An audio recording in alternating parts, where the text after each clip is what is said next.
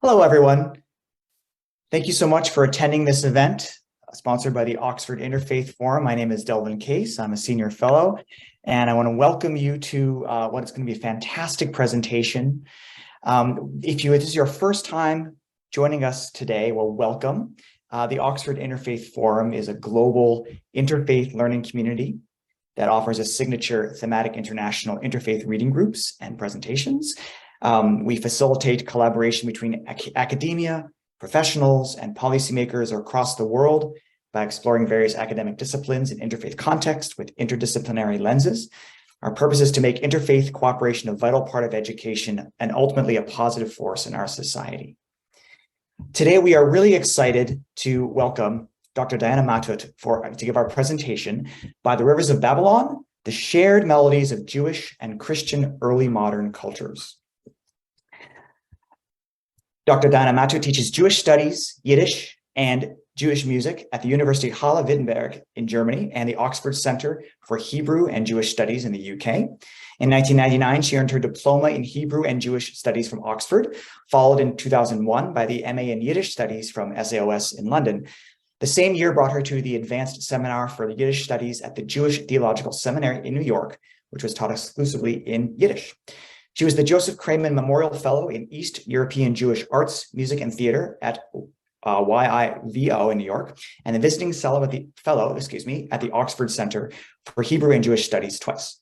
From 2019 to 2020, Diana Matut was the convener of the Oxford Seminar in Advanced Jewish Studies and led a research group focusing on Jewish musical cultures in Europe, 1500 to 1750. In 2021, she was awarded the Mare Balticum Fellowship of the University of Rostock. She has taught at universities in the UK, Israel, the USA, Canada, Italy, and the Czech Republic, as well as for several Jewish cultural festivals and centers such as Yiddish Summer Weimar, Klez Canada, Klezfest London, and Maison de la Culture Yiddish Paris. Welcome, Diana, and please, ready for your presentation. All right, thank you very much indeed. Now, first of all, the topic of today's lecture is very much placed in the context of this interfaith forum. So, of course, there is a vast repertoire that I could present, but the topics and the pieces I'm going to present to you tonight are very much aimed at you, at an audience who's interested in this interfaith dialogue. So they have some connections to faith, expressions of faith, but be aware that there is, of course, a much, much larger repertoire behind this. Then this is very much a public lecture, so I see some esteemed colleagues, and just wanted to mention Michael, hello to Israel, and many others. That this is very much a very basic introduction to this material. So I hope you're not going to be disappointed to see and hear things you might know from my work already. Okay, but without much further ado, let's get started. By the Rivers of Babylon, the Shared Melodies of the Christian and Jewish Early Modern World.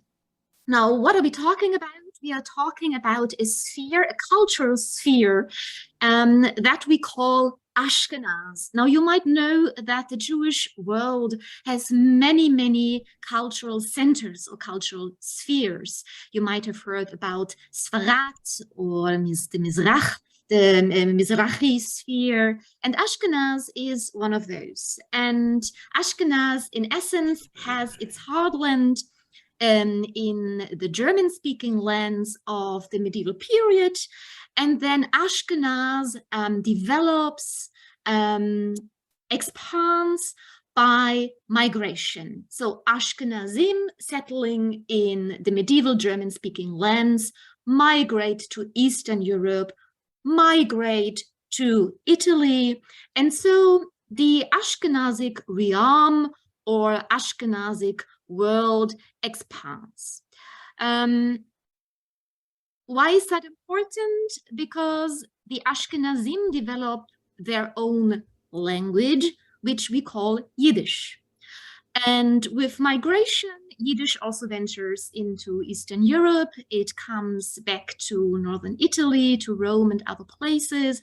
But we see through migration, through contacts in business, commerce, a huge expansion of the Yiddish world of the early modern period. And Yiddish is but one of hundreds of Jewish languages that develop in the Middle Ages. We have Ladino in Sfarad, Judeo-Arabic, Judeo-Persian, Judeo-Latin, Judeo-Greek, Judeo-Tat, you name it. So there are so many hundreds of Jewish languages that develop in, of course, in antiquity, but then also in the medieval period and early modern period.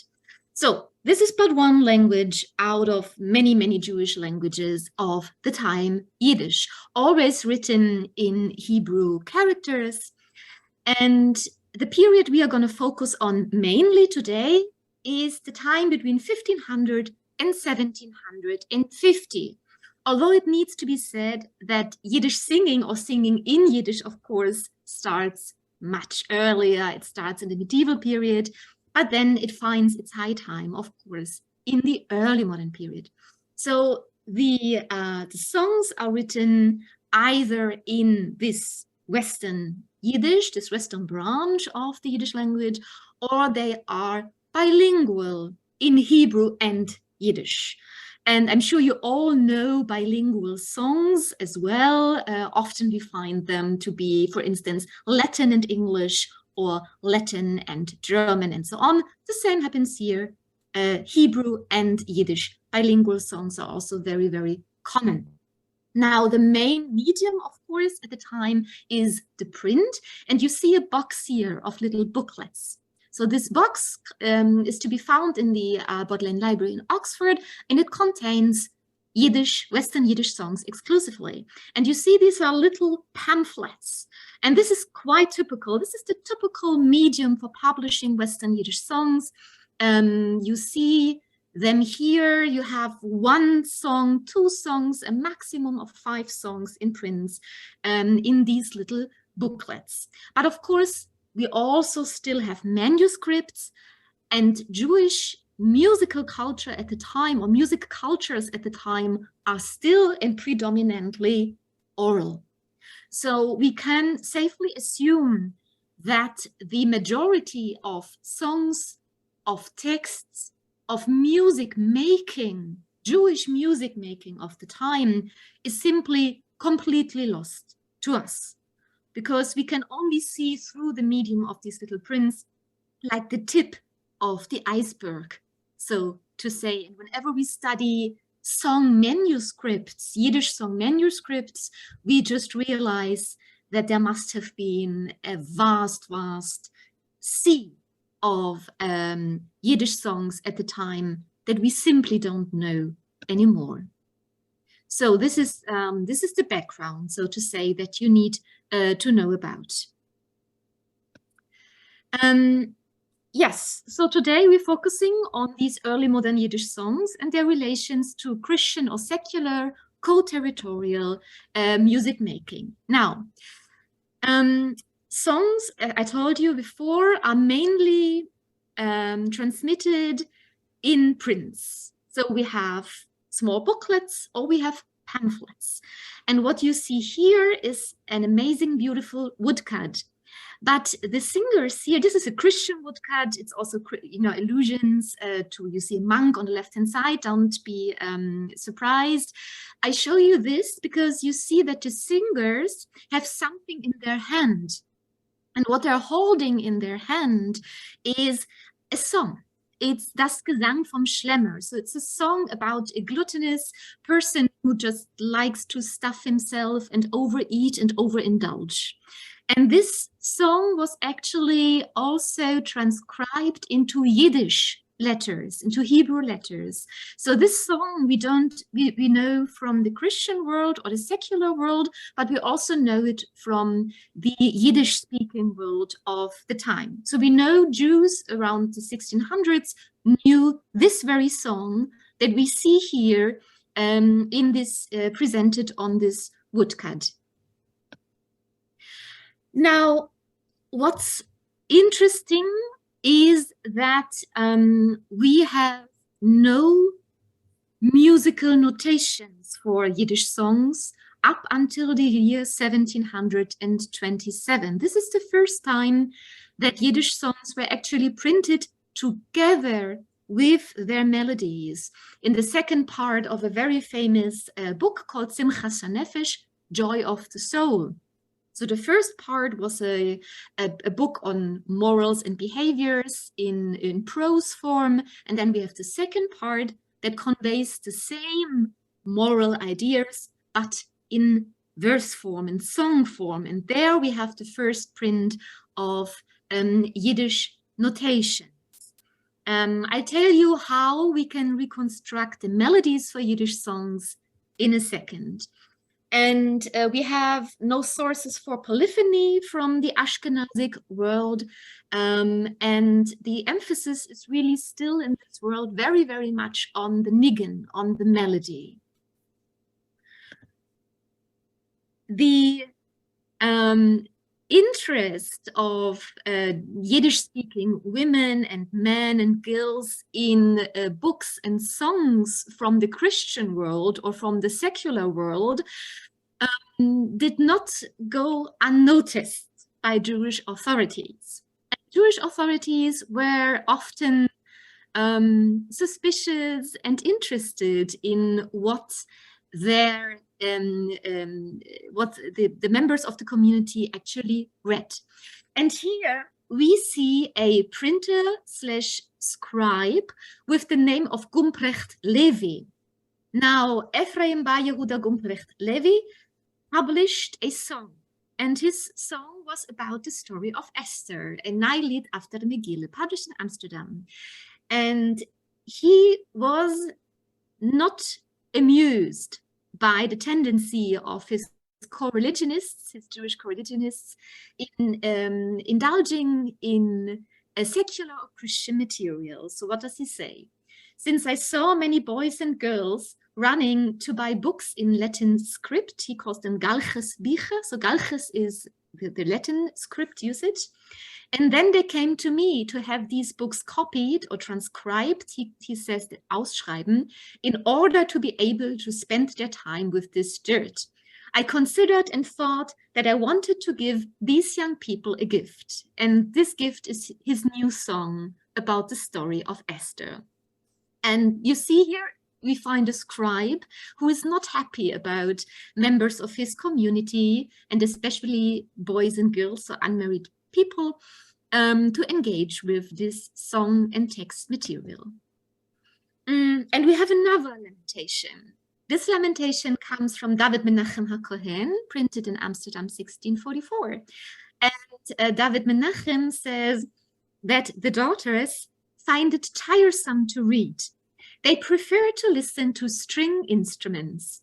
They prefer to listen to pretty songs. They suppress the reading of the Torah. So we see he complains about the music-loving daughters of the Jewish community who prefer singing songs to reading Torah. And of course, that should be avoided if possible. Now, the early Yiddish songs have like three main sources. So of course they are genuine Jewish creations, but they are also, to quite a substantial extent, adaptations of European material, of European motives, European Stoffe, especially from the German world, but also Dutch and Italian. And sometimes they are direct transcriptions from Latin script into Yiddish script of German songs, often with a slight Judaizing tendency. So you would make a song kosher, so to say. So you would try to avoid any references to Christian practices, for instance, or to, other references to Christian faith or belief, and you would just make them Jewish, so to say. We have a vast song corpus from the early modern period, and this is but an excerpt, so to say, of the list of the typology.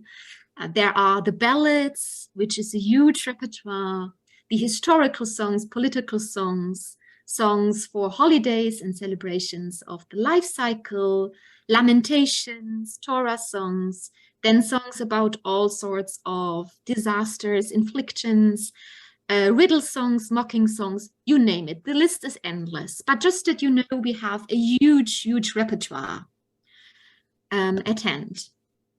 The writers of our old Yiddish songs sometimes name themselves. So we have an idea of the sphere they came from. So quite often we see that it is rabbis and their sons being engaged in writing Yiddish songs during the early modern period. We see that it is chazonim, so cantors, Jewish cantors, and their sons as well. Other professional musicians, bachurim, so Talmud students, often scribes and printers themselves, and seldom people from outside of the learned community. And the rare exception are women. So we have a few women writers of early modern Yiddish songs, but they are really, there are 2 or 3 that we can name, so very few. Okay, Yiddish songs were not only performed inside the Jewish community for all of these, for private singing, for all of these life cycle events and religious events. And here you see a beautiful procession, which happened at the beginning of the 1700s. And the Christian Hebraist, Johann Jakob Schuth, describes how we see a certain we see this procession with musical instruments, and we know of an Isaac Bass. So the name already is a giveaway, of course, because the Bass might be a bass singer who sang a Yiddish song which he himself had made, and it was a great marvel in the eyes of the great lords.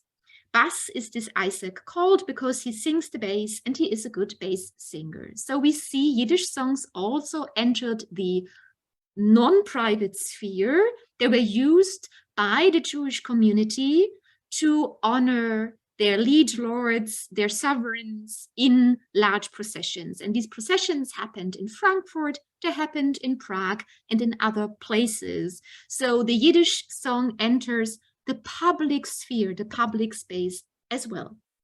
Now, the topic of today really is the sharing of melodies. And this can relate, of course, to melodies that were taken over by Jews from Christians, but also by Jews and Christians from the secular sphere. We are talking about a shared cultural space, and within this large shared cultural space, there are melodies that are simply penetrating the Jewish world, the Christian world. They're simply so beloved, so popular, so en vogue that absolutely everyone uses them. And this principle is nothing extraordinary. We call this a contrafact. It simply means that you have a well-known melody which is then supplied with a new text. And I think you all know contrafacts. It's still, of course, a very common practice, and it's been a practice since the medieval period. So there's nothing extraordinary about it, but this lecture is dedicated to just exploring the strategies, so which melodies are being taken over, how are contrafactae being created, and also if it's just a transcription of a Christian song into Western Yiddish, what are the strategies of Judaizing these songs? So let's just explore a few examples. So the melodies, just as the texts themselves, come, as I just mentioned, from co-territorial cultures.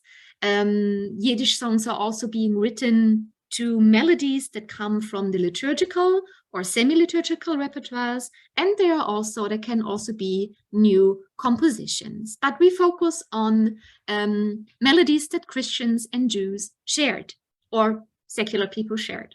So very famous melodies of the old Yiddish world are the Dietrich von Bern, der Ritter aus der Steiermark, Herzog Ernst, the Hildebrandslied, die Schlacht von Pavia, der Markgrafensohn, das Schloss von Österreich. So all of these are very famous secular, mainly secular German songs, and their melodies became so famous and so popular that they were used for Yiddish contrafacta, and not only once, but often even several times.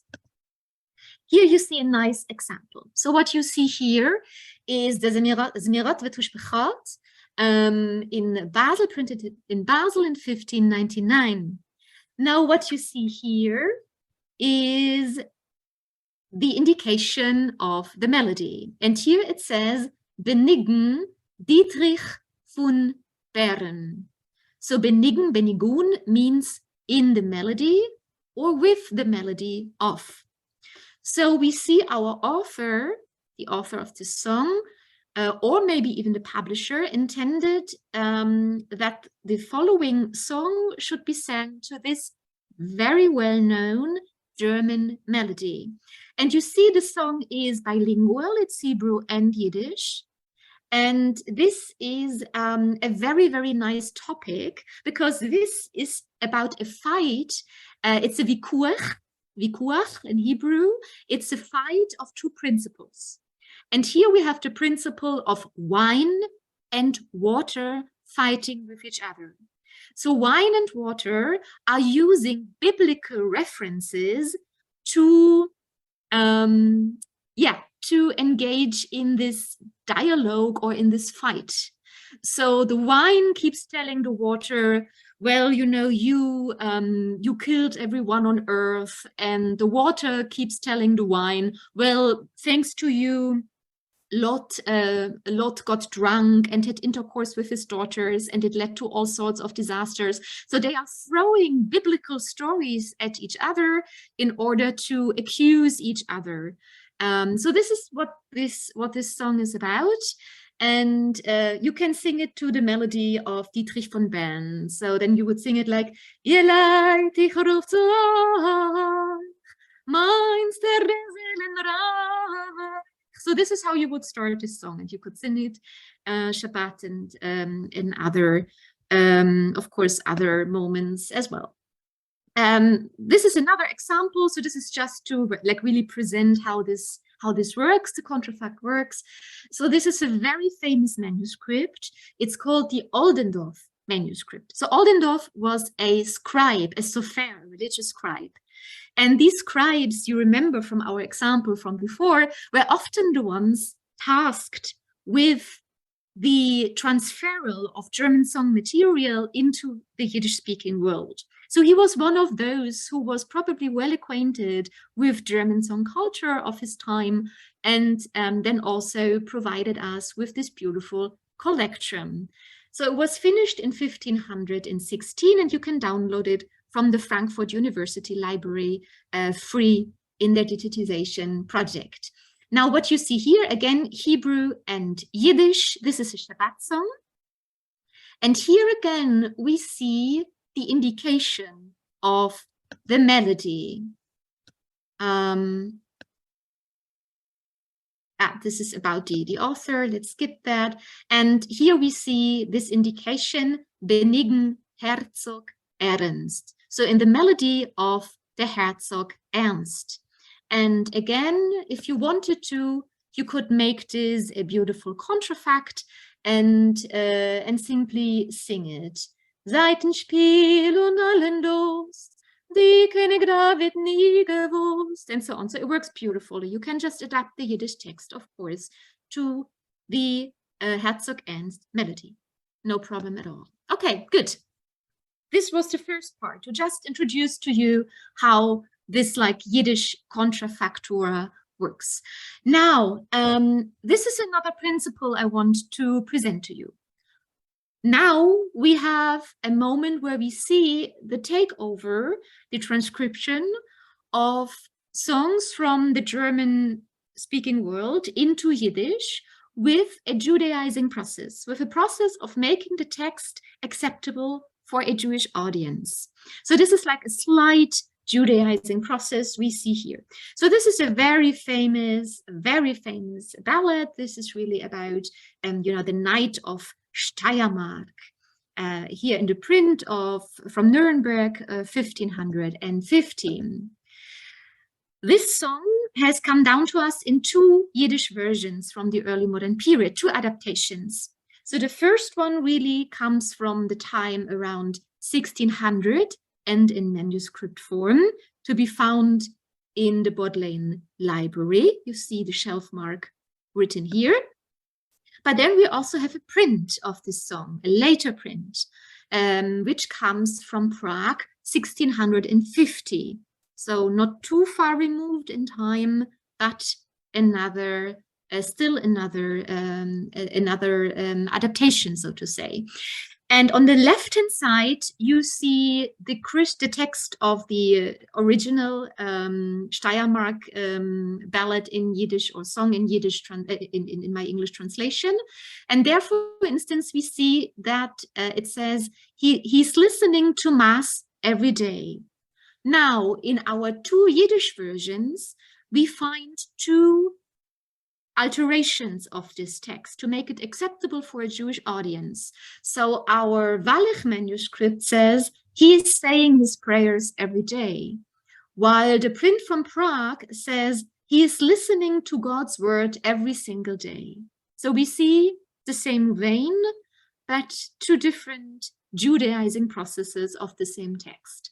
And then another example would be in the Night from Steiermark. It says, since he was baptized.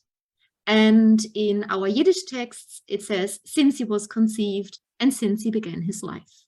So this is an example for how the Jewish world tries to avoid like direct references to Christian practices, while still take over this song. Now, a very beautiful example for this shared sphere, not only in melody, but also in content of the Christian and Jewish world of the early modern period, brings us to one of the earliest Protestant hymn books ever printed. And this is what we call the so-called Papstsche Gesangbuch. So it's a hymn book printed by Valentin Babst in Leipzig, Lipsia, in 1545. And you see the very first song here is An Wasserflüssen Babylon, which is by the rivers of Babylon. Now, you know, in the Hebrew counting, this is based on Psalm 136. In the Christian counting, this would be Psalm 137. I go with the Jewish counting, 136. Al Naharot Bavel is the Hebrew Psalm. Super Flumina Babylonis in the Latin translation. Now, this is quite spectacular. It's beautiful. It's like right at the beginning of this hymn book. It's the very first song, and this is what we call a psalm song. So it's not the psalm itself. It is a hymn. It's an adaptation of this psalm in hymn song as a hymn version. And this is, of course, the heyday of the psalm song. We see the rise in pretty much all European languages at that time. So the vernaculars, of course, the vernacular language singing of psalm songs is really in its heyday. Now, again, this psalm song is taken over into the Jewish world. We see again on the left-hand side our manuscript from around 1600, where this psalm song is notated. And we see on the right-hand side a print from Prague, where we again find a slight alterations, but they are both based on exactly this version of the psalm song. And why don't we listen to how that sounded in Western Yiddish. I'm going to skip to the second verse.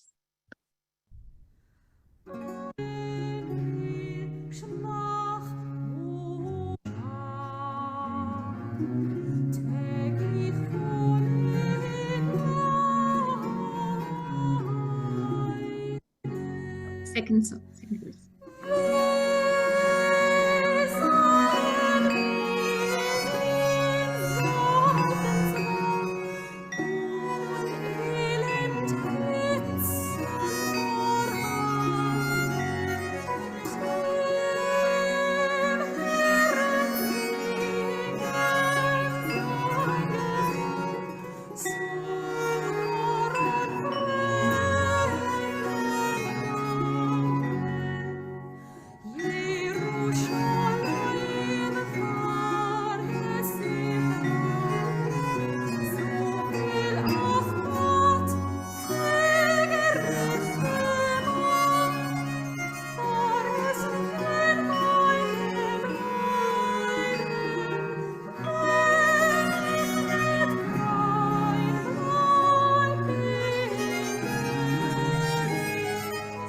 So this is a case study which is not based on my work, but on the work of Dr. Naomi Cohen-Sentner from Jerusalem, which I want to present to you briefly because it's a fantastic, just beautiful research find that she's made. Now, she stumbled over a remark from a Jewish authority called Joseph Juspahan Nörtlingen in his Sefer Yosef Ometz. And there it says, it is forbidden to sing non-Jewish melodies on Friday evening or at the exit of Shabbat, such as Kol Mekadesh. Now, all of you who might be involved in Jewish tradition know that Kol Mekadesh Shavi'i is a very famous song that you sing on Shabbat, Zizmire, Naomi Cohen-Sentner recorded several dozens of modern variants of this Kol Mekadesh Shavi'i. So it's a beautiful recording. The first recording that I also used here as a basis comes from Avigdor Herzog. It's straightforward. Kol Mekadesh Vikara Uila.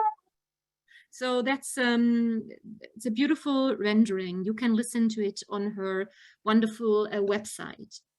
Now she traced. So what she did is she, in essence, studied all the existing oral versions of Kol Mekadesh and really developed a table. And within this table, she noticed that there are so many phrases, melodic patterns, which are the same or very, very close in these various variants of this oral tradition of this Zmira, of the song, that she thought there must be something behind it. And she started to explore it. And remember our slightly strange quote. I mean, Kol Mekadesh Shavi'i is as, Jewish a prayer as you could imagine, and very, very much deeply embedded in Jewish tradition.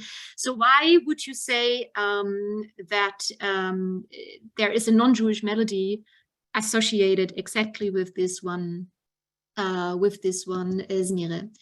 And she noticed that in essence it goes back to a German song tradition, melody, which was known in two versions: a Christian version, a religious version, and a secular version. And she figured out that there is this German hymn, Wohlauf, ihr deutsche Christen, which is very much a song based in the Protestant context. It's really about defending the Protestant faith. And also a secular version, which has come down to us through the notation of a monk with the name of Verlin from a monastery in Seon. which is called the Bruder Veitstone. It's a very, very famous melody from the early modern world. And she was able to really trace this modern 21st century renderings of Kol Mekadesh, our Shabbat song, back melodically, musically to these Christian hymns and secular songs of the German-speaking lands. And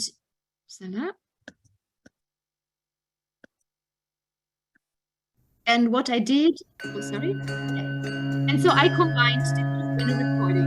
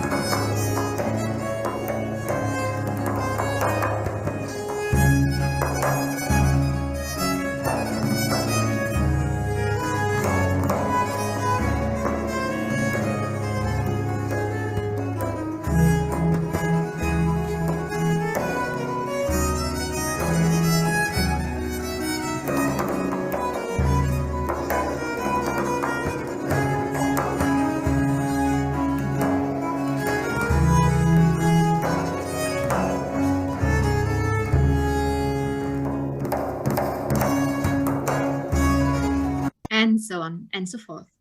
Now, the practice of taking over melodies was not only frowned about by Jewish authorities.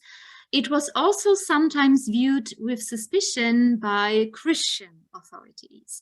And so this is a very interesting find.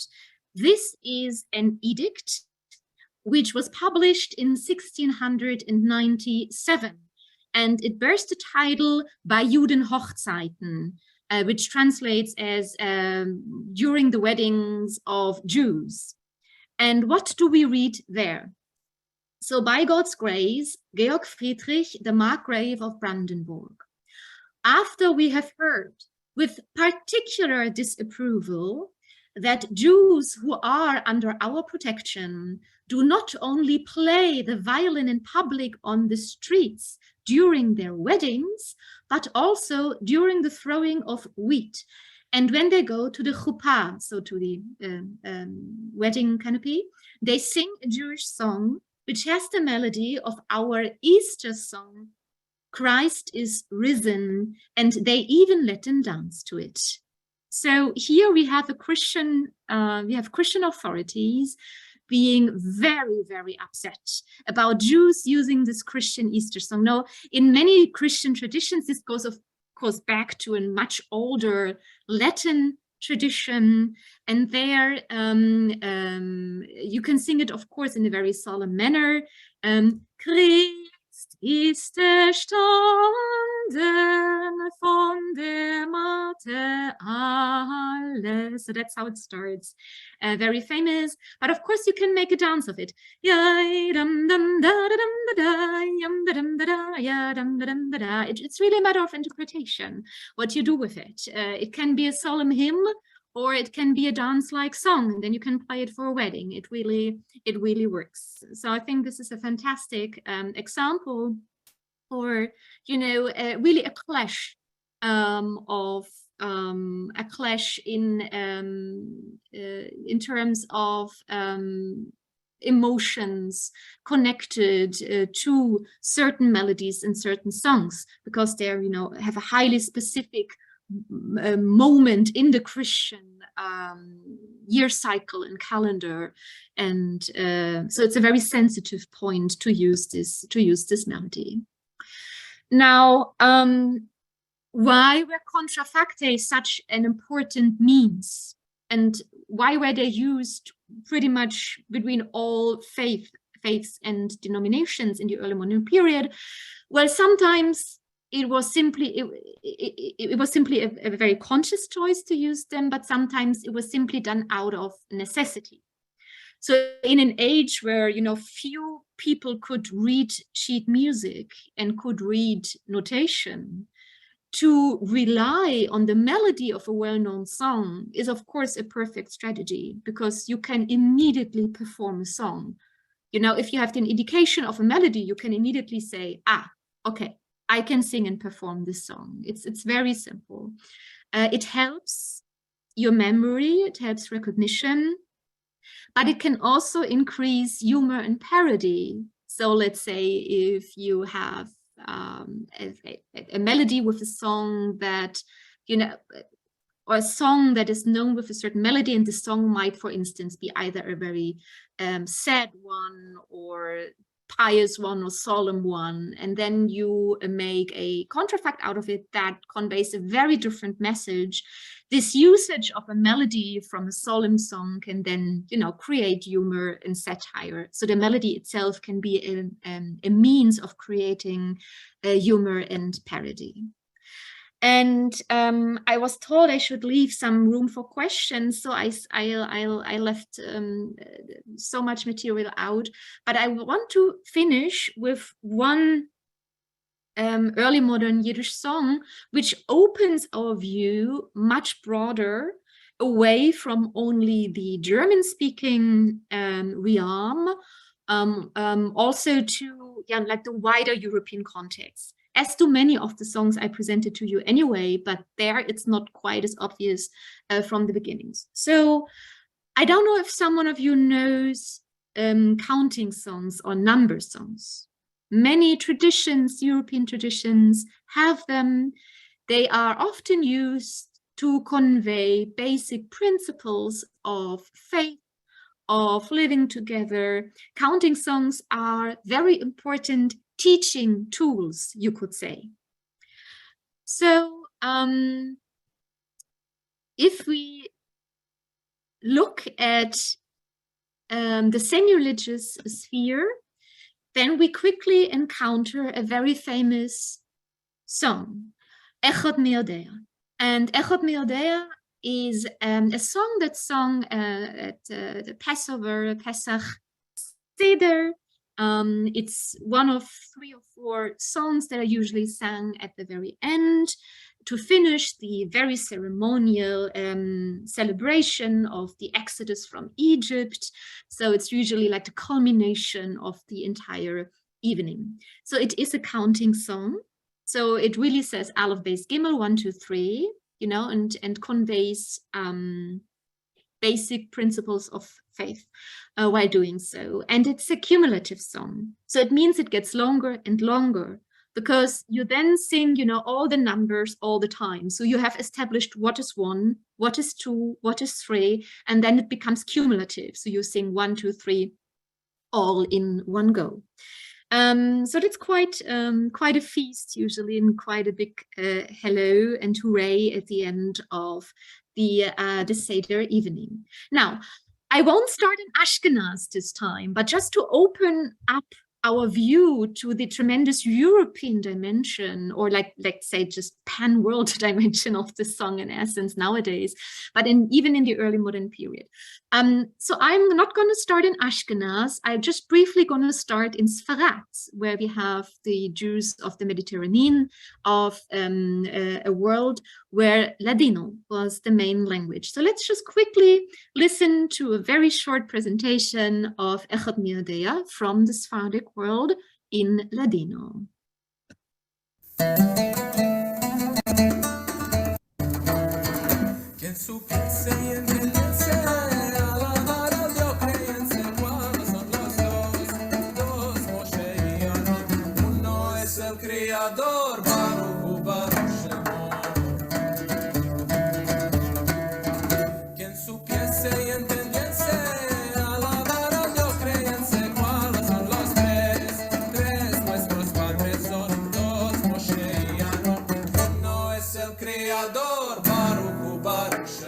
And now, interestingly enough, these Ladino versions of Echad Miodea, of Who Knows One, are actually among the earliest sources we have for Ladino texts, Ladino song texts, and they come to quite a large extent actually from the prison of the Inquisition.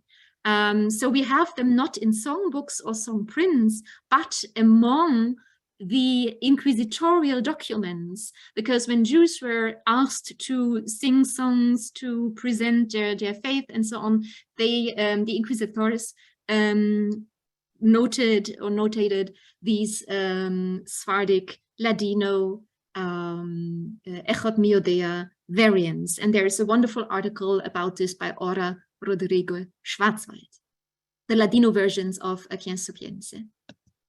Now, of course, there is a Christian counterpart in the Spanish-speaking world to our Ladino versions. And you can see here that what we always see, certain, like the basic principles remain the same in the language group. So among the Sephardic Jews, we have the Ladino versions and the Spanish versions, which you know still have similarities in some basic principles that are being mentioned. Now let's just quickly listen to the Spanish Christian version of this counting song, counting the several principles of faith and counting through the numbers 1 to 12.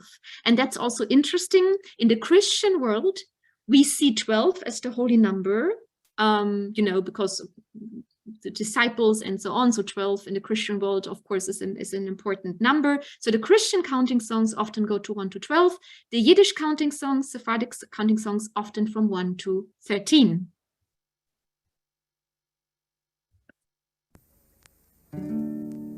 Estas 12 palabras dichas y torneadas, una es una la que nació en Belén, virgen y pura es. Estas 12 palabras dichas y torneadas, dos son dos las tablas de Moisés, una es una la que nació en Belén, virgen y pura es. Okay, and I hope you heard the two tables of Moses being mentioned here. Now, in the German-speaking tradition, we have two branches of counting songs or number songs.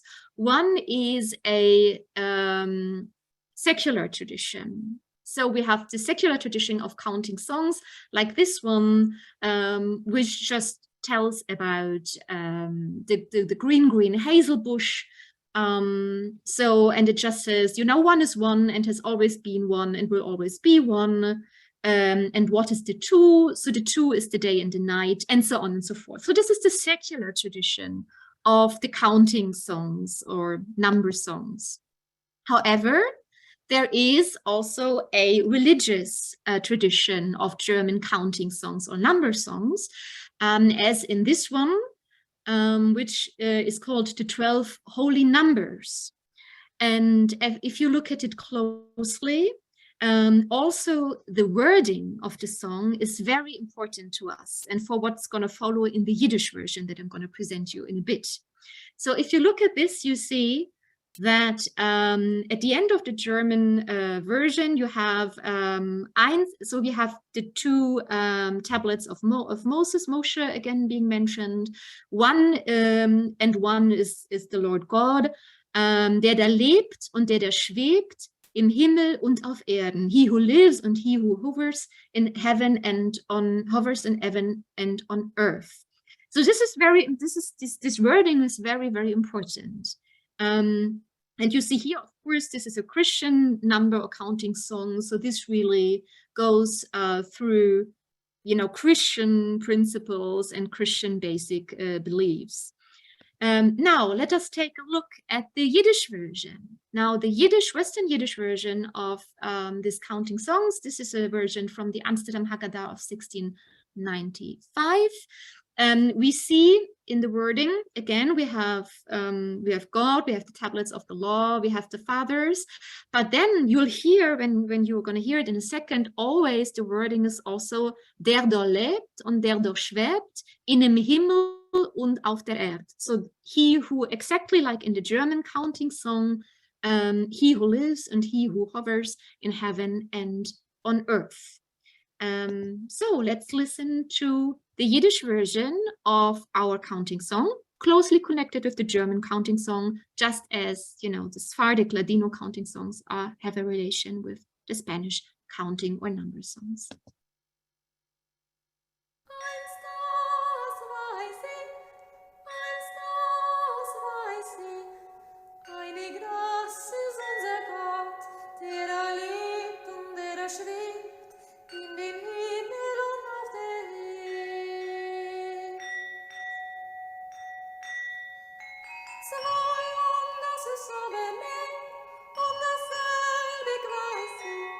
Zwei Tafel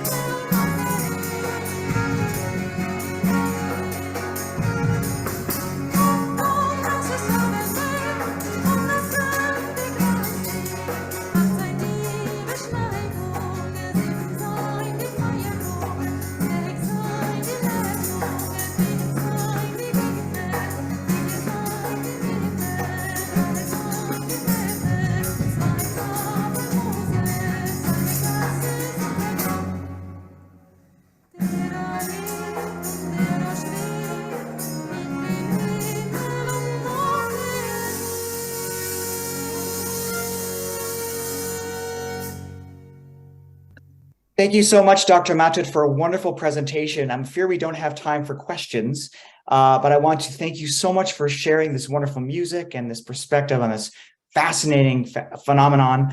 I want to invite all of our attendees to consider attending our next event, which is on April 17th. That is a presentation entitled Greek Music Theory in Muslim Thought, Al-Farabi's great book on music, and that's by Dr. Yasemin Gökçener from the Ruhr University Bochum in Germany. We hope to see all then.